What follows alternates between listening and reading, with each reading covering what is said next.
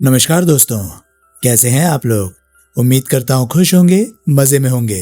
स्वागत है आपका मेरे चैनल स्टोरी टेलर सीपी में। मैं हूँ आपका दोस्त, आपका यार, स्टोरी टेलर सीपी, आपका सूत्रधार। तो चलिए दोस्तों, इसी नोट पर आज की वीडियो शुरू करते हैं। आज की वीडियो में मैं आपको सुनाने वाला हूँ अनोखी हत्या नॉवल का पार्ट 6।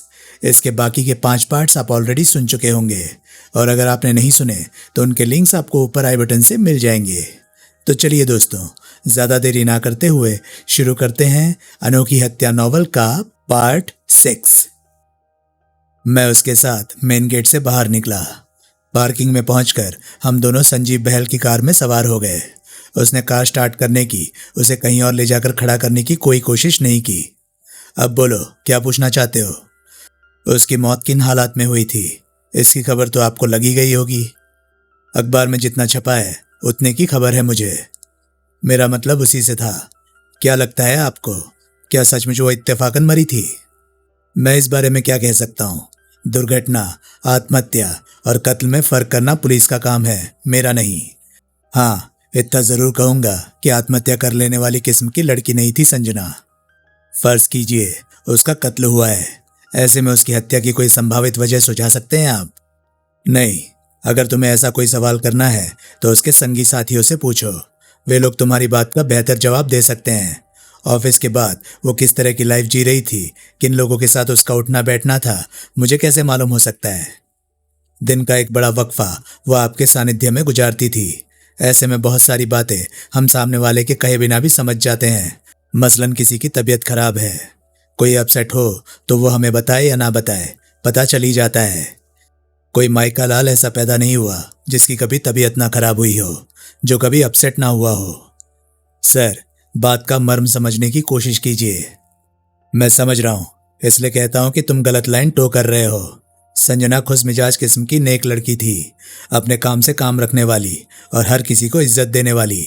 उसकी किसी से कोई अदावत नहीं थी। अदावत तो दूर, अपने कलीग्स के साथ उसकी कभी छोटी मोटी तकरार तक नहीं हुई। शुक्रिया। अब मैं आपसे कुछ ऐसे सवाल करने की इजाज़त चाहता हूं जो आपको नागवार गुजर सकते हैं। उनके लिए मैं एडवांस में माफ़ी मांगता हूं। जानते हो नागवार गुजरेंगे तो पूछते क्यों हो? क्योंकि पूछा जाना निहायत ज़रूरी है। बुजुर्गवार ने हंसी भरी, फिर बोले, ठीक है, पूछो। हाल फिलहाल कंपनी के लैब में, जिसके कि आप इंचार्ज है, कोई चोरी चकारी की घटना घटित हुई थी? इसका क्या मतलब हुआ भाई? फिर लैब में चुराने लायक रखा ही क्या है, सिवाय मशीनों के, जो कि किसी भी हाल में कोई लैब से बाहर नहीं ले जा सकता? कोई छोटी मोटी चीज, जैसे कि कंप्यूटर से कोई डेटा चुरा लिया गया हो, कोई फाइल सिरे से ही गायब कर दी गई हो?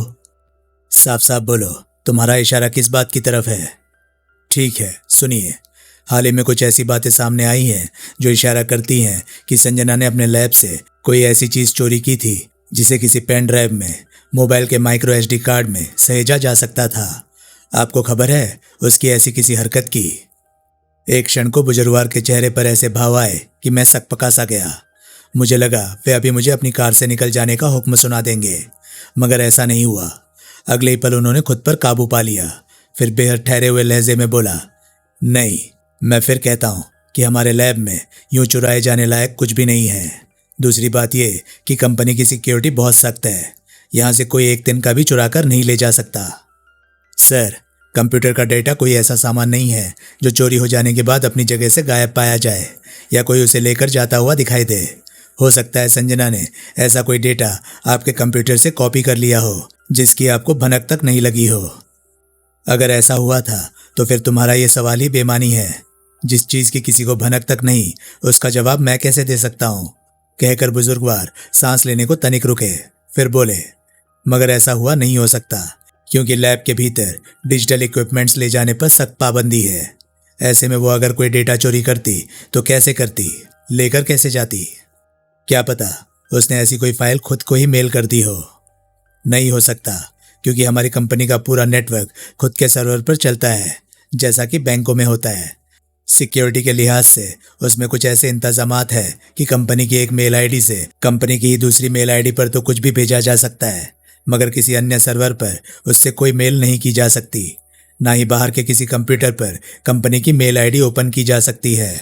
कम से कम हमारे लैब से तो ऐसा कर पाना मुमकिन नहीं है। आपकी सारी बातें कबूल हैं, मगर फर्ज कीजिए कि तमाम सावधानियों के बावजूद ऐसा कोई डेटा अगर वो चुराने में कामयाब हो जाती तो क्या किसी दूसरी कंपनी को बेचकर पैसे बना सकती थी? ये तो इस बात पर निर्भर करता है कि चोरी क्या किया गया है। मसलन हम पैरासीटामोल के टैबलेट्स बनाते हैं, मगर उसका फॉर्मूला कोई चोरी करके किसी और कंपनी को बेचना चाहे तो कोई उसे मुफ्त में भी लेने को राजी नहीं होगा।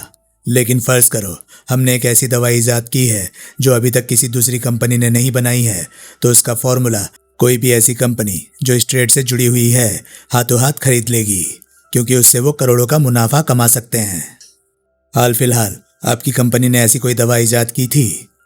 हाँ, की थी, मगर उस बाबत जानकारी मुझ तक पहुंचने से एक रोज पहले ही संजना छुट्टी पर जा चुकी थी। इसलिए संभव नहीं है कि उसने किसी भी तरह उस फॉर्मूले को हासिल कर लिया हो। मान लीजिए कर लिया था, खुद या किसी के जरिए वो किसी भी तरह इस काम को अंजाम देने में सफल हो गई थी, जिसकी खबर आपकी कंपनी को लग गई। ऐसे में आपकी कंपनी का अगला कदम क्या होता? कम से कम वो तो हरगिज नहीं होता जो तुम मुझसे कबूलवाना चाहते हो।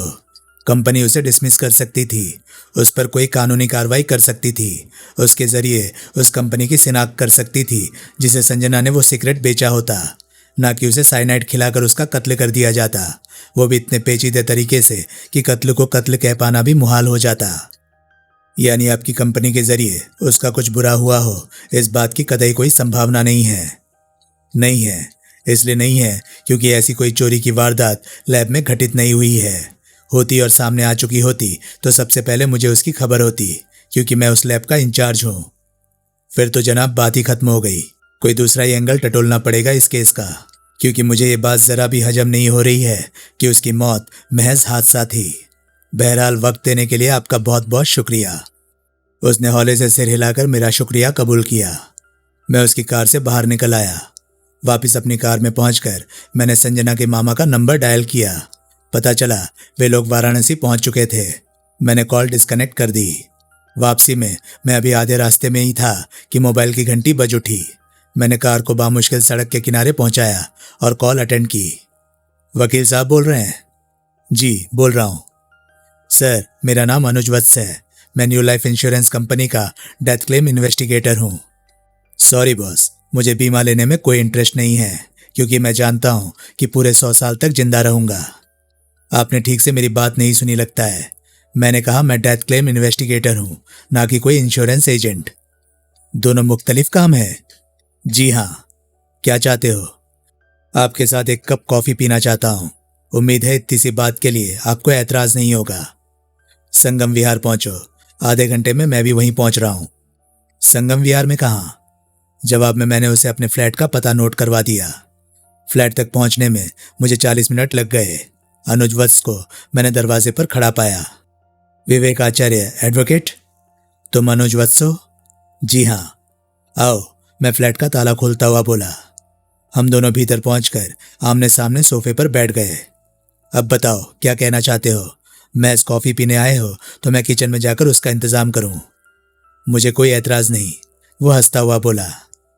मैंने एक नज़र उसे घूर कर देखा, फिर किचन में पहुंचकर दोनों के लिए कॉफी तैयार करके वापस लौटा। अब बोलो क्या चाहते हो? संजना शुक्ला के बारे में बात करनी है। मैंने हैरानी से उसकी तरफ देखा। ऐसी किसी बात की मुझे उम्मीद बिल्कुल नहीं थी। मैंने सोचा था वो कोई केस डिस्कस करना चाहता होगा। उससे तुम्हारा क्या रिश्ता है? है नहीं, होने वाला है। उसने हमारी कंपनी से अपनी मौत से महज 10 दिन पहले 1 करोड़ का टर्म इंश्योरेंस लिया था। उसने जैसे बम सा फोड़ा। मैं हक बकाकर उसकी शक्ल देखने लगा। 1 करोड़? ठीक सुना। नॉमिनी कौन है? उसकी माँ के अलावा और कौन हो सकता है? अभी बेटी को मरे महीना भी नहीं गुजरा और उन लोगों ने क्लेम भी लगा दिया? नहीं, अभी तक उस रकम को क्लेम नहीं किया गया है। आखिरकार तो करेंगे ही। फिर तुम्हें उसकी मौत के बारे में कैसे पता चला? अपने हर क्लाइंट का हालचाल तो नहीं जानते फिरते होंगे तुम लोग। उसकी फैमिली की तरफ से ही खबर की गई थी। उन्हें नहीं मालूम था कि ऐसा करना कतई जरूरी नहीं होता है। मैंने सुना है इंश्योरेंस बेचने से पहले बीमा कंपनी क्लाइंट की औकात को देखती है, परखती है। खास तौर से टर्म इंश्योरेंस में तो इन बातों पर ज्यादा ध्यान दिया जाता है। ऐसे में तुम्हारी कंपनी ने उसे 1 करोड़ का इंश्योरेंस कैसे बेच दिया? या उसमें भी कोई भेद है? कोई भेद नहीं है। पॉलिसी एकदम जेन्युइन है। इनकम शो करने के लिए उसने अपनी 3 महीने की सैलरी स्लिप सबमिट की थी, जिसके अनुसार उसकी सालाना इनकम करीब 7 लाख रुपए थी, जिसके 20 गुना का इंश्योरेंस उसे कोई भी कंपनी इजीली दे सकती थी। वो चाहती तो हम उसकी जॉब प्रोफाइल और गांव की अचल संपत्ति को देखते हुए 2 करोड़ तक का इंश्योरेंस दे सकते थे। प्रीमियम कितना भरा था उसने? 16,000 के आसपास की कोई रकम थी, ठीक से मुझे याद नहीं। मंथली? अरे नहीं भाई, एनुअली। इतने बड़े सम एश्योर्ड का इतना कम प्रीमियम? यही तो टर्म इंश्योरेंस का फायदा होता है वकील साहब। माइनस पॉइंट यह है कि इसमें सिर्फ डेथ बेनिफिट होता है, यानी क्लाइंट पॉलिसी के मैच्योर होने तक जिंदा बच जाता है तो उसे फूटी कौड़ी नहीं मिलती। अलबत्ता आजकल कुछ कंपनियां टर्म इंश्योरेंस में मैच्योरिटी बेनिफिट देने लगी है, मगर उन हालात में प्रीमियम बहुत ज़्यादा बढ़ जाता है। तुम्हारी कुल जमा बातों का मतलब अब ये निकलता है कि आज की तारीख में संजना की माँ अपनी बेटी के सदके 1 करोड़ रुपए की मालकिन बन चुकी है। अभी नहीं, ऐसा तब होगा जब बतौर नॉमिनी वो उस रकम को क्लेम करे और हमारी कंपनी उसके दावे को स्वीकार कर ले। यानी उसमें भी तुम लोगों के वो टर्म्स एंड कंडीशन आड़े आ सकते हैं जो यूं बारीक अक्षरों में लिखे होते हैं कि पहली बात तो उन्हें पढ़ पाना ही मुश्किल होता है, कोई पढ़ ले तो समझ पाना मुश्किल होता है, और इन दोनों बाधाओं को अगर कोई पार कर ले तो मुझे गारंटी है कि वो पॉलिसी लेना ही पसंद नहीं करेगा। ऐसी बात नहीं है, हमारी कंपनी में पिछले साल 99% क्लेम पास हुए थे। अगर पॉलिसी में कोई भेद ना हो तो हमारी कंपनी महज 15 से 20 दिनों में बीमे की रकम नॉमिनी को ट्रांसफर कर देती है, बावजूद इसके कि हमारे पास किसी भी क्लेम को सेटल करने के लिए 3 से 6 महीनों का वक्त होता है। यानी 20 दिन बाद ही सही संजना की माँ करोड़पति बन जाएगी। बन सकती है, बशर्ते कि यह साबित ना हो जाए कि लाइफ एश्योर्ड ने आत्महत्या की थी, क्योंकि पॉलिसी में ऐसा नियम है कि उसे लेने वाला अगर पॉलिसी जारी होने की तिथि से 1 साल के भीतर आत्महत्या कर लेता है तो कंपनी सम एश्योर्ड को खारिज करके तब तक जमा हुए प्रीमियम की रकम नॉमिनी को वापस लौटा देती है, और 1 साल के बाद 100% मिलता है, उसमें कोई लेकिन नहीं है। तो अब तुम्हारी कंपनी का पूरा जोर इस बात पर होगा कि संजना शुक्ला ने आत्महत्या की है। ऐसा नहीं है, हम सिर्फ सच जानने की कोशिश कर रहे हैं। हम सिर्फ इतना सुनिश्चित करने की कोशिश कर रहे हैं कि लड़की ने अगर आत्महत्या की है तो पॉलिसी के बेनिफिशियर पुलिस के साथ मिलकर मामले को कोई नया रूप देने में कामयाब न होने पाए। ऐसी कोई कोशिश भी हम सिर्फ इसलिए कर पा रहे हैं क्योंकि नॉमिनी की तरफ से हमें मामले की जानकारी एडवांस में हासिल है, वरना तो उनकी मर्जी पर डिपेंड था। वो 3 महीने बाद क्लेम लगाते, 6 महीने बाद लगाते, उन हालात में हमारे लिए इस केस में करने को कुछ बचता ही नहीं। बढ़िया फायदा उठा रहे हो नॉमिनी की साफ गोई का। इतनी सी बात तुम्हें समझ में नहीं आ रही कि अगर उन लोगों के मन में कोई चोर होता तो वे लोग इंश्योरेंस कंपनी को फोन ही नहीं करते। तुम बात को यूं समझो कि मेरी कंपनी ने मुझे एक काम सौंपा है जिसे मैंने हर हाल में पूरा करके दिखाना है। ठीक है, समझ लिया। अब बताओ मुझसे क्या चाहते हो? लड़की के बारे में कुछ बताओ। सुना है तुम दोनों की अच्छी बनती थी। किससे सुना है? एयरपोर्ट पर कुछ पूछताछ की थी। कुछ चश्मदीद पुलिस वालों का ख्याल है कि लड़की तुम्हारी गर्लफ्रेंड थी, लिहाजा तुम्हारा यह दावा गलत था कि घटना वाले दिन तुम पहली बार उससे मिले थे। अब बताओ कितनी सच्चाई है इस बात में? कपोल कल्पना है। कमाल है, ऐसा होना तो नहीं चाहिए। लोगों ने तुम्हें उसकी मौत पर यूं तड़पते देखा था जैसे तुम्हारी कोई सगे वाली मर गई हो। अभी तुम जब यहाँ से बाहर निकलकर किसी ट्रक के नीचे आ जाओगे तब भी मैं यूं ही तड़प कर दिखाऊंगा, क्योंकि मेरी तड़प किसी रिश्तेदार के लिए रिजर्व नहीं है। क्या समझे? समझ लो मुझे अपनी बात का जवाब मिल गया। Good, now excuse me. बाहर का रास्ता दिखा रहे हो? तुम और कुछ जानना चाहते हो? जवाब में उसने मुंडी हिलाकर हामी भरी। पूछो। जवाब अपने प्रोफेशन, अपनी काबिलियत को ध्यान में रखते हुए देना। Go ahead. क्या लड़की ने आत्महत्या की हो सकती है? अगर उसने आत्महत्या की हो सकती है तो उसका कत्ल भी हुआ हो सकता है और वो इत्तेफाकन भी मरी हो सकती है। कहने का मतलब ये है कि जब तक ये नहीं पता चल जाता कि उसके जिस्म में जहर कैसे पहुंचा, तुम्हारे सवाल का जवाब मुमकिन नहीं है। फिर भी इतना जरूर कहूंगा कि आत्महत्या वाली बात का नंबर सबसे आखिरी है।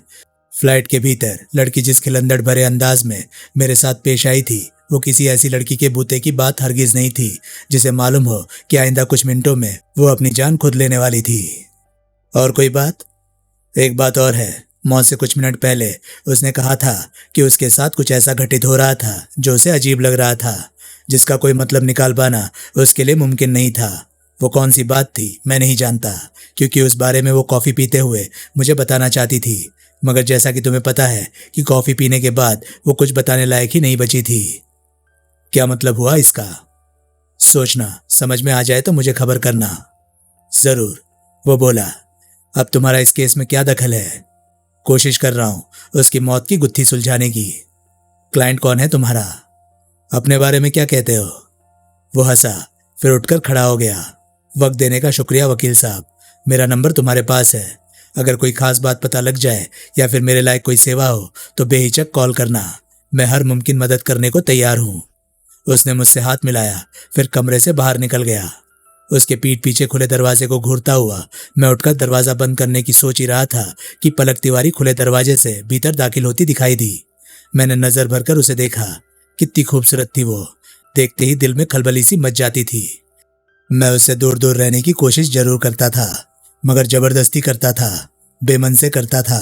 अक्सर मुझे लगने लगता था कि मैं उससे हार जाऊंगा, मगर वो हारने का डर ही था जो अब तक मैं जीतता जा रहा था। हाय विवेक, कहकर वो अपनी दाईं टांग बाईं के ऊपर चढ़ाकर बड़े ही अधिकारपूर्ण ढंग से मेरे सामने सोफे पर बैठ गई। हाय, मैं सिगरेट सुलगाने का उपक्रम करने लगा। क्या बात है, कुछ उखड़े उखड़े से दिखाई दे रहे हो? ऐसा कुछ नहीं है। बनो मत, मैं तुम्हारा चेहरा पढ़ सकती हूं। मैंने सिगरेट का गहरा कश लिया।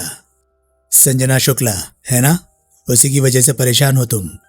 मैंने हैरानी से उसकी तरफ देखा। मुझे सब मालूम है। वो सोफे पर अधलेटी हो गई। तुम्हारी कोई रिश्तेदार थी? नहीं, गर्लफ्रेंड थी। हम दोनों जल्दी ही शादी करने वाले थे। ओह ओह, मैंने खामोशी से कस लिया। कुछ पता चला उसकी मौत के बारे में? नहीं, अभी तक नहीं। उसकी मौत के अगले रोज अखबार में बड़े ही विस्तार से सब कुछ छपा था। साथ में तुम्हारा भी नाम था। इसलिए मुझे मालूम है कि पुलिस को दिए अपने बयान में तुमने बताया था कि वो पहली और आखिरी बार तुम्हें फ्लाइट में ही मिली थी, ना कि तुम उसे पहले से जानते थे। अपना गला बचाने के लिए मैंने वो बात यूं ही कह दी थी। तुम मुझसे कितना डरते हो यार? मैं क्या हुआ हूं जो? एकदम सही पहचाना तुमने। मैं उसकी बात काट कर बोला, मगर मैं वो गलती नहीं दोहराऊंगा जो हमारे पुरखों ने दोहराई थी। वो तनिक हंसी। मैं दरअसल कुछ और कहना चाहती थी, मगर तुमने मुझे किसी और ही ट्रैक पर पहुंचा दिया। अगर ऐसा है तो पहले वाले ट्रैक पर लौटने की तुम्हें पूरी आज़ादी है। बोलो, क्या कहना चाहती हो? बात का ताल्लुक संजना की मौत से ही है। तुम्हारा नाम सामने आने की वजह से मैंने इस केस पर बहुत दिमाग खपाया, बार बार खपाया। तब तक खपाती रही जब तक कि बात की तह तक नहीं पहुंच गई। आखिरकार मैंने अपनी सूझबूझ से जो नतीजा निकाला है वो ये कहता है कि संजना शुक्ला मरहूम के साथ जो भी बीती थी वो उसके खुद के किए बीती थी। अपनी मौत को उसने खुद बुलाया था, लिहाजा वो आत्महत्या के अलावा और कुछ नहीं हो सकता। अच्छा, फिर तो तुमने उस करतब का भी पता लगा लिया होगा जिसे अमल में लाकर उसने ना सिर्फ मुझे बल्कि एयरपोर्ट पर लगे सीसीटीवी कैमरास तक को अंधा बना दिया था। Of course, I got it. जवाब अप्रत्याशित था। उसके बारे में जाने बिना तुम पर मेरा रौब कैसे गालिब होता?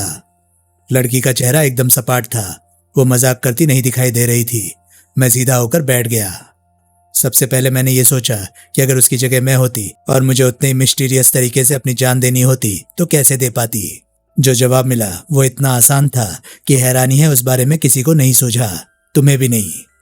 मैं उस जवाब को सुनने के लिए बेचैन हूं, इसलिए भूमिका बांधने की बजाय असल मुद्दे पर आओ। ठीक है, सुनो। वो सीधा होकर बैठ गई। अलबत्ता उसकी एक टांग अभी भी दूसरी के ऊपर चढ़ी हुई थी। अगर मैं उसकी जगह होती तो सबसे पहले अपने अंगूठे में हल्का सा गीलापन पैदा करती, जो कि महज उसे किसी दूसरी उंगली के साथ रफ करने भर से हो जाता। फिर उस अंगूठे को साइनाइड के पाउडर के साथ रगड़ती तो उसका काफी सारा हिस्सा मेरे अंगूठे में चिपक जाता। ये काम मैं फ्लाइट के भीतर टॉयलेट में बखूबी कर सकती थी, क्योंकि बाद में तुम्हारे साथ होने की वजह से वैसा मौका मुझे हासिल नहीं होने वाला था। बाहर निकलकर मैं तुम्हें कॉफी लाने को कहती और वहां रखी किसी चेयर पर आराम से बैठ जाती। कॉफी पीने के दौरान मेरा अंगूठा खुद ब खुद कॉफी के कप के पीछे छिप जाता, इसलिए उस पर ना तो तुम्हारी निगाह पड़ती और ना ही वो सीसीटीवी कैमरे में दिखाई देता। आगे का काम बेहद मामूली था। मुझे बस अपनी जुबान को अंगूठे से टच भर करना था और मेरी रहस्यमयी तरीके से जान देने की तमन्ना पूरी हो जाती। मैं बहुत चक्का सा उसकी शक्ल देखने लगा। वो जो कुछ भी कह रही थी सरासर हो सकता था। हैरानी थी कि पुलिस के आला अफसरों तक को वो मामूली सी बात नहीं सूझी थी। अलबत्ता संजना ने वैसा ही किया था, ये बात मुझे हजम नहीं हो रही थी। इसलिए नहीं हो रही थी क्योंकि मैं ये मानने को तैयार ही नहीं था कि संजना शुक्ला ने आत्महत्या की थी। क्या हुआ? बोलती क्यों बंद हो गई तुम्हारी? वो इतराती हुई बोली, अब कह के दिखाओ कि ऐसा कर पाना संभव नहीं है। 100% संभव है। तुमने यकीनन एक नायाब खोज की है, एक हैरान कर देने वाला नतीजा निकाल कर दिखाया है, ऐसी बात का जवाब ढूंढ कर दिखाया है जिसका किसी के पास कोई जवाब नहीं था। इस बात की वाहवाही लूटना चाहती हो तो फौरन एसीपी मोरवाल को अपनी इस अद्वितीय खोज के बारे में कह सुनाओ, देखना वो तुम्हारे दिमाग का लोहा मान जाएगा। जरूरी थोड़ी ही है कि उसने आत्महत्या ही की हो, उससे कोई फर्क नहीं पड़ता, भले ही वो काले जादू का शिकार हुई हो, मगर तुम्हारी बात की अहमियत अपनी जगह कायम रहेगी। अगर तुम सचमुच चाहते हो कि मैं इस बारे में पुलिस को खबर करूं तो उठकर मेरे साथ चलो, अकेले तो मैं वहां जाने से रही। अरे इसमें बारात लेकर जाने वाली क्या बात है? रहने दो, मुझे इस बारे में किसी से बात नहीं करनी। जो कहना सुनना हो तुम खुद कह सुन लेना, मेरे हिस्से की वाहवाही तुम खुद लूट लेना। नहीं, ऐसा करना ठीक नहीं होगा। मैं उठता हुआ बोला, ठीक है, मैं तुम्हारे साथ चलता हूं। अरे अभी कहाँ चल दिए? कपड़े तो पहनकर आने दो मुझे। अभी क्या बिना कपड़ों के बैठी हो यहां? तुम्हें मैं बिना कपड़ों के दिखाई दे रही हूं? उसके चेहरे के भाव एकदम से परिवर्तित हुए। ओह, अब समझी। जरूर तुम कल्पना कर रहे होगे कि मैं बिना कपड़ों। ठीक है, मैं जल्दी से बोला, जो करना है करके आओ, मैं इंतजार कर लूंगा। वो हंस पड़ी। तुम्हें तो लड़की होना चाहिए था डार्लिंग, खामखाई भगवान ने तुम्हें लड़का बनाकर भेज दिया। अब जाओ भी। जवाब में वो और जोर से हंसी, फिर खुले दरवाजे से बाहर निकल गई। 20 मिनट बाद वो वापस लौटी तो एक नई निकोर जीन्स और काली टी शर्ट पहने थी। चेहरे पर हल्का सा मेकअप भी कर लिया था, लिहाजा हसीन लड़की और भी हसीन दिखाई देने लगी थी। बिल्डिंग से बाहर निकलकर हम दोनों मेरी कार में सवार हो गए। कार सड़क पर पहुंची तो मैंने उसे सीट बेल्ट लगाने को कहा। अरे कुछ नहीं होता यार। सीट बेल्ट लगाओ। ओफो, चालान कटा तो मैं भर दूंगी बस। नहीं बस, सवाल चालान का नहीं है, तुम्हारी सेफ्टी का है। सीट बेल्ट लगाओ वरना मैं गाड़ी रोकता हूं। रोक कर क्या करोगे? अपने हाथों से मुझे बेल्ट में कस दोगे? नहीं, मैं तब तक गाड़ी रोक कर यहीं खड़ा रहूंगा जब तक कि तुम बेल्ट नहीं लगा लेती या गाड़ी से नीचे नहीं उतर जाती। तुमसे ज्यादा बकवास लड़का मैंने ताउम्र नहीं देखा। मैंने जवाब देने की कोई कोशिश नहीं की। भुनभुनाते हुए, कुल जहान पर एहसान करते हुए उसने सीट बेल्ट लगाया और सीट पीछे करके अपने दोनों टांगे उठाकर डैशबोर्ड पर रख लिया। गुस्सा तो मुझे बहुत आया, मगर उस बाबत मैंने उसे टोकने की कोशिश नहीं की, इसलिए वो बात वहीं खत्म हो गई। थोड़ी देर बाद उसने खुद अपने पैर नीचे कर लिए और सीट आगे खिसकाकर बैठ गई। 1.5 घंटे बाद मैं और पलक तिवारी एसीपी मयंक मोरवाल के सामने उसके ऑफिस में बैठे हुए थे। कोई खास बात? उसने सवाल करती निगाहें मेरे चेहरे पर गड़ा दी। खास बात इन मोहतरमा की बातों में है। ये संगम विहार में उसी बिल्डिंग में 2nd फ्लोर पर रहती हैं जिसमें मैं रहता हूँ। इनका कहना है कि संजना शुक्ला ने आत्महत्या की थी। कैसे की थी इसका खुलासा भी ये कर सकती हैं। ये कोई मजाक है वकील साहब? जी नहीं, इसलिए नहीं क्योंकि इनकी बातों में दम है, और इतना दम है कि सुनकर आप शर्मिंदा हो जाएंगे कि इतनी सी बात आपको क्यों नहीं सूझी। ठीक है, इस बार मोरवाल उत्सुक स्वर में बोला, सुनाइए, क्या कहानी है आपकी? जवाब में हिचकिचाते हुए, सकुचाते हुए पलक तिवारी ने अपनी कथा शुरू की, जिसके समापन तक एसीपी का हाल देखने लायक था। वो हैरान निगाहों से यूं पलक को देख रहा था जैसे वो किसी दूसरी दुनिया की चीज हो। कमाल है, कमाल है। बेध्यानी में उसने दोनों हाथ हवा में उठाए, उन्हें आपस में जोड़ा, मेज पर रखा, फिर अपने सिर तक ले गया, बालों में कंघी की तरफ फिराया। इसके बाद फिर बोला, कमाल है। हम दोनों खामोश रहे। मैडम, मैं आपके आला दिमाग और सूझबूझ को सैल्यूट करता हूँ। इसमें कोई दो राय नहीं कि आपने एक असंभव से दिखाई देने वाले काम में सेंध लगाकर दिखाया है। मेरे डीसीपी से लेकर कमिश्नर साहब तक ने लड़की की मौत की फुटेज देखी थी, कई बार देखी थी। हम सभी का दावा था कि लड़की या किसी और के किए वहां कुछ भी घटित नहीं हुआ था, मगर ऐसा नहीं था। आपने साबित कर दिया कि हम सब अंधे थे। पलक के चेहरे पर अभिमान की एक लहर आई और लुप्त हो गई। वो हौले से मुस्कुराकर रह गई। एसीपी साहब, मैंने अपनी उपस्थिति दर्ज कराई। अब यह साबित करना आपका काम है कि हकीकत में ऐसा हुआ था या नहीं। मुश्किल है। जी, मुझे नहीं लगता कि पोस्टमार्टम करने वाले डॉक्टर ने इस बाबत अपनी रिपोर्ट में कुछ दर्ज किया था। डॉक्टर उस बारे में लिखना भूल गया होगा। ऐसा नहीं हो सकता। जब उसे मालूम था कि मौत साइनाइड से हुई थी तो उससे संबंधित कोई बात वो लिखना भूल गया हो, ऐसा नहीं हो सकता। इसलिए ज्यादातर उम्मीद इसी बात की है कि लड़की के अंगूठे की तरफ उसका ध्यान ही नहीं गया था। यह भी तो हो सकता है कि उसका ध्यान गया हो, मगर वहां ऐतराज के काबिल कोई बात उसे नहीं दिखाई दी हो। उसने कुछ क्षण उस बात पर मनन किया, फिर मोबाइल उठाकर महकमे में किसी से बात करने लगा। पहली कॉल से फारिग हुआ तो दूसरी, फिर तीसरी, आखिरकार चौथी कॉल पर उसने उस सिलसिले का अंत किया और मोबाइल एक तरफ रख दिया। कुछ पता चला? मैं अपनी उत्सुकता नहीं दबा पाया। डॉक्टर को कांटेक्ट करने की कोशिश की जा रही है, अभी वो फोन नहीं अटेंड कर रहा। फिर तो हमें इजाजत दीजिए। जरूर madam, you have done a good job. Thank you sir. ACP office से बाहर निकलकर हम दोनों मेरी कार में सवार हो गए। अब हम कहाँ जा रहे हैं? अपने घर। कैसे लल्लू आदमी हो यार तुम। मैं खामोश रहा। एक खूबसूरत, सेक्सी, हॉट लड़की तुम्हारी बगल में बैठी है और तुम घर जा रहे हो। क्या करूं, दिल्ली में समुंदर नहीं है। होता तो मेरे साथ स्विमिंग करने चलते। नहीं, तुम्हें ले जाकर उसमें धकेल देता ताकि तुम्हारी हॉटनेस थोड़ी ठंडी हो जाती। उसे ठंडा करने का एक तरीका तो मैं तुम्हें अभी सुझा सकती हूँ, कहो तो बता दूं? मैंने जवाब नहीं दिया। शुक्र था कि उसने भी वो बकवास आगे बढ़ाने की कोई कोशिश नहीं की। उस वक्त मेरी कार हयात के सामने से गुजर रही थी जब अचानक एक आशंका मेरे दिमाग पर तारी हुई। इस हद तक हुई कि मैं ड्राइव करते नहीं रह सका। सरोजनी नगर वाले टर्न से थोड़ा पहले मैंने कार को सड़क के किनारे ले जाकर रोका और चौहान का नंबर डायल किया। फौरन कॉल अटेंड कर ली गई। हाय हेलो के बाद मैं मतलब की बात पर आता हुआ बोला, चौहान साहब, संजना की लाश का पोस्टमार्टम किस डॉक्टर ने किया था? डॉक्टर HP गोस्वामी ने। क्या बात है? थोड़ी देर पहले हमारे एसीपी साहब भी उसी के बारे में दरियाफ्त कर रहे थे। वजह बाद में बताऊंगा, पहले ये बताओ कि उससे मुलाकात करनी हो तो इस वक्त वो कहाँ मिल सकता है? सफदरजंग अस्पताल में ट्राई करो, और कोई जगह मुझे नहीं मालूम। उसके घर का कोई पता? नहीं मालूम। ठीक है, शुक्रिया। मैंने कॉल डिस्कनेक्ट कर दी। आगे ट्रामा सेंटर के सामने वाला फ्लाईओवर क्रॉस करके मैंने यू टर्न लिया और सफदरजंग अस्पताल पहुंचा, जहां गाड़ी पार करके मैं पलक के साथ नीचे उतर आया। मुझे बताओगे कि हम यहाँ क्यों आए हैं? एक छोटा सा काम है जो मैं नहीं कर पाया तो तुम्हें करके दिखाना पड़ेगा। तो फिर पहले मुझे ट्राई करने दो। बताओ क्या काम है? मैंने उसे डॉक्टर गोस्वामी के बारे में बताते हुए समझा दिया कि उसने क्या जानने की कोशिश करनी थी। वो बिना हिचकिचाए उस मिशन पर निकल गई। उसके पीठ पीछे मैं वापस अपनी कार में जा बैठा और एक सिगरेट सुलगाकर कश लगाने लगा। लड़की खूबसूरत थी, होशियार थी, इसलिए मुझे पूरी उम्मीद थी कि कामयाब होकर लौटेगी। मुझे तो शायद वो मुंह भी नहीं लगाता। कोई बड़ी बात नहीं होती कि कानून का पाठ पढ़ाना शुरू कर देता। आप सोच रहे होंगे कि जो बात चंद घंटों में बाजरिया पुलिस वैसे ही आम हो जाने वाली थी, उसे फौरन जान लेने को मैं क्यों बेचैन था। वजह आगे आएगी। अगर दिल्ली पुलिस के बारे में मेरा अंदाजा दुरुस्त था तो आकर रहनी थी। अभी सिगरेट खत्म भी नहीं हुआ था कि पलक वापस लौटती दिखाई दी। मेरा मन निराशा से भर उठा। या तो डॉक्टर उसे मिला ही नहीं था या फिर उसने पलक को मुंह लगाने की जरूरत नहीं समझी थी। वो पैसेंजर साइड का दरवाजा खोलकर भीतर बैठ गई।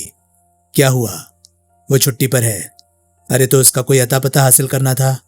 जवाब में उसने मुझे घूर कर देखा। सॉरी, GK1 में रहता है, चलो। मैंने कार आगे बढ़ा दी।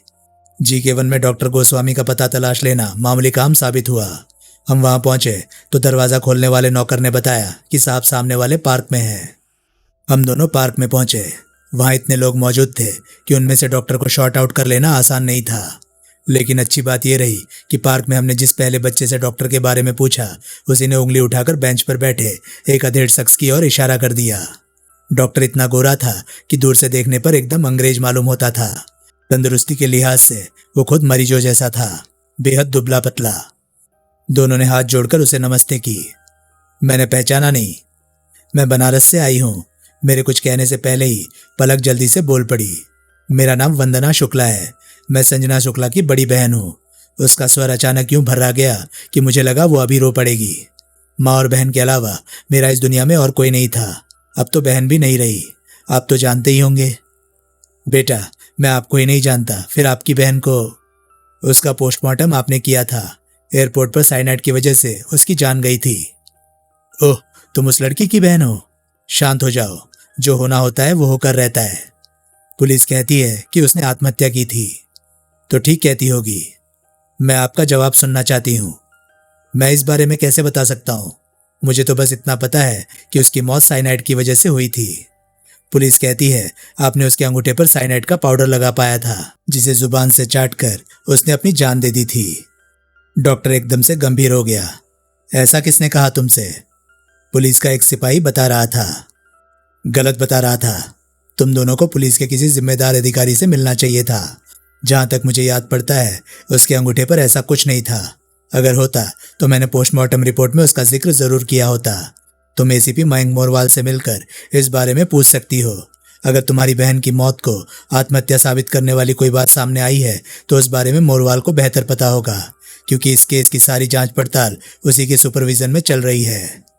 बात तो आपकी एकदम जायज़ है डॉक्टर साहब। ठीक है, मैं एसीपी साहब से मिलने की कोशिश करती हूँ, देखती हूँ क्या कहते हैं वो इस बारे में। कहकर उसने दोनों हाथ जोड़ दिए। आपने हमें वक्त दिया, इसके लिए आपका बहुत बहुत शुक्रिया डॉक्टर साहब। डॉक्टर ने सिर हिलाकर उसका शुक्रिया कबूल किया। फिर बहन की मौत से दुखी संजना की बहन वंदना मेरे सहारे चलती हुई मेरी कार तक पहुंची। हासिल क्या हुआ तुम्हारी इस तमाम ड्रिल का? कार में बैठते ही वो सवाल कर बैठी। हासिल ये हुआ कि अब हम जानते हैं कि डॉक्टर गोस्वामी से पुलिस को भी कुछ हासिल नहीं होने वाला। उससे तुम्हारा क्या भला होगा? सिर्फ इतना कि संजना की मौत को पुलिस निर्विवाद रूप से आत्महत्या नहीं घोषित कर पाएगी। यूं उसके कत्ल हुआ होने की संभावना बराबर बनी रहेगी। वैसा मैं इसलिए भी चाहता हूं क्योंकि आत्महत्या की संभावना खत्म होते ही उसकी मां अपनी मर चुकी बेटी के सदके करोड़पति बन जाए। मैं समझी नहीं। मैंने उसे समझाने की कोशिश नहीं की। अगले कुछ घंटों में यह साबित हो गया कि पुलिस की बाबत मेरा अंदाजा एकदम दुरुस्त था। इस बार भी दिल्ली पुलिस ने मेरी अपेक्षाओं पर एकदम खरा उतर कर दिखाया था। वही हुआ जिसके होने की आशंका मुझे बराबर थी।